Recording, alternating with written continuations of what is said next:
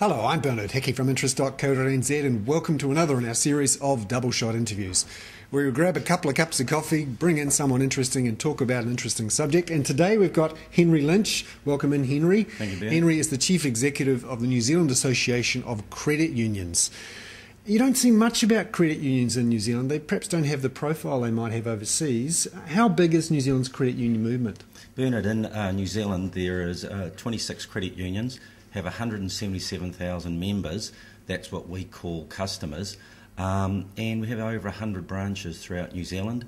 The largest ATM network outside of the major banks, that's just around about 100 ATMs. And in terms of financial transactions, that's volume, we're about the sixth largest. So we do have a lot of services. You don't hear a lot about credit unions is because, regrettably, we've tried to keep it as New Zealand's best secret, but it's time to come out and talk about it more. Hence why we're very pleased that in the States we've seen this Bank Transfer Day been initiated, so you'll be hearing a lot more about us. So Bank Transfer Day, November the 5th, Guy Fawkes Day. Yep. How did this come about? It came about in the States where a lady there was just dissatisfied with the fees that she was being charged by her bank, and then, like a lot of things, just grew through Facebook, and reportedly there's about 330,000 people who are looking at transferring. Whether that actually happens or not is hard to know, but from what we understand with our credit union colleagues in the States, they're already seeing a huge increase. Normally they might get 5,000 to 6,000 members a month. They're seeing about 5,000 to 6,000 a week at the moment. So it's definitely getting tractions in certain parts of the States. Why are people so keen to shift? I think it's society in general at the moment is talking about going back to good old-fashioned values. I think if you see in New Zealand in particular, the major banks are earning, I understand, about 24 billion in profit. A lot of that doesn't stay in New Zealand. So if we're going back to old-fashioned values, which is what a credit union's about, socially responsible, you own the credit union, you've got a say in the credit union, it's about the member, it's customer focused. So when a member comes into a branch and the teller is interacting with that person, they know that they own that. There's a deeper relationship there than maybe a shareholder relationship and profit driven. Sure, credit unions have to make a profit because we are governed by the Reserve Bank, but overall there's a different way of looking at how you have a financial relationship. So how do you know how much of that profit, if you like, has come back to you as a customer and also owner of that credit union? It's a different ways. Different credit unions in different communities do different things.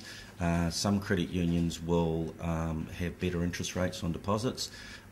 Most will all have better interest rates on personal loans. Some will charge fees, some will not. Some will give dividends back. Some will put more money into the local community. Most of them do a combination of all those things. Every member owner has the opportunity to go to every AGM in a year, vote in the board of directors, talk about the issues that affect their credit union. So it's very transparent. They all get a set of accounts, everything like that. Now, New Zealand has obviously have some credit unions, but they're not perhaps as big as you might see even in Australia or in the United States and elsewhere. What's the history behind that relatively small share of the market? I think partly it's because credit union members see themselves as one big large family, and over time the family is shy about going out and telling the story, and that's really the historical reason. Although having said that, there's a campaign by our NZACU credit unions at the moment on TV, and a lot of our other credit unions are constantly doing marketing. And also I think there's been a time in history where the social understanding of credit unions wasn't as well understood as it is now, hence Bank Transfer Day in the States. Yeah. Now, looking also at credit unions versus a bank, one of the complaints some people have is that a credit union really is just a chance for a manager to have a job for life because they don't have shareholders breathing down their necks all the time. What do you say to that? Well, they don't have shareholders breathing down their necks in terms of the traditional way of thinking about it, but every day when you've got to come in and you see your shareholder in the form of your customer, they're probably breathing down your necks more, and you know that all your customers can come to your AGM and talk openly about the credit union's performance and also in some ways your own performance. The board of directors are elected from members, so there is more accountability in that respect, and credit union members are very passionate and vocal people about their credit union. So in some ways I'd say it's a bit harder to run a credit union. Yeah.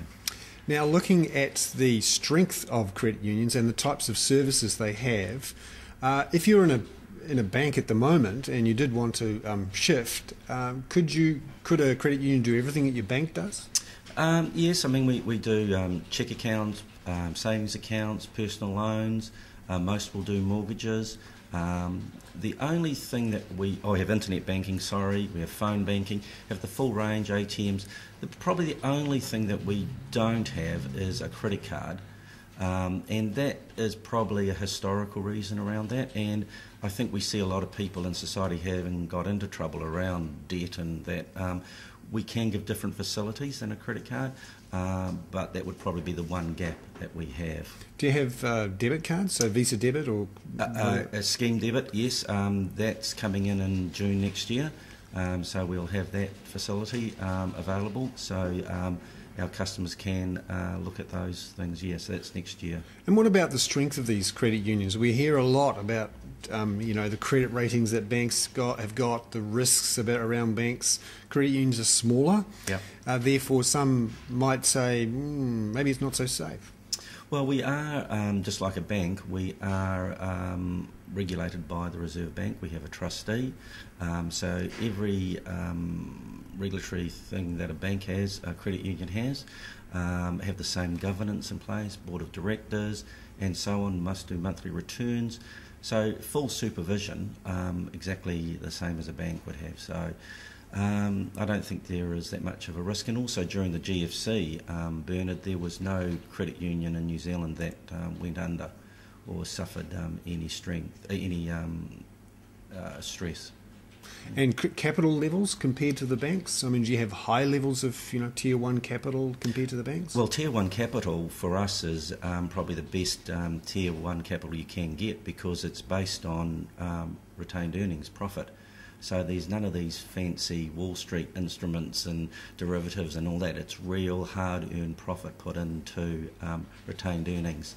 And most of your funding would be from your own term depositors, not from wholesale or international That's right, forms. yes. Yeah, it's from our own depositors, yes. Yeah. And most of the type of lending that you would do, how would you describe it? Is it business loans, home loans, personal loans, car loans? What's the split? By law, credit unions can't lend to a business, so it can only lend to what we call a natural person. So it's mum and dad, and that is predominantly personal loans and mortgages. Credit unions are conservative by their nature when it comes to lending, and that's why they've done so well through the recent past. But because they're member-owned, they're always looking at solutions for a loan, and part of the act that credit unions are under must be around financial literacy. So there's a lot of work done on financial literacy, or financial coaching as we call it, because it's better to help people at the top of the cliff than at the bottom. And so credit unions do a fantastic job day in, day out, helping working families achieve their goals and their financial goals. Because there must be some people who maybe have a bank account and are thinking of launching a small business. Does that mean they then have to go to one of the big banks? Yes, the only way around that is that we can lend to them personally, and they can put it into their account, into their business. But predominantly it's mum and dad lending, yes. Excellent. Henry Lynch there, the Chief Executive of the New Zealand Association of Credit Unions, just ahead of November the 5th, Guy Fawkes Day, Bank Transfer Day, a big movement growing out of the United States where people shift their banking from one of the big banks, a listed bank that makes profits for shareholders, to a credit union. I'm Bernard Hickey. That was another in our series of double shot interviews for interest.co.nz.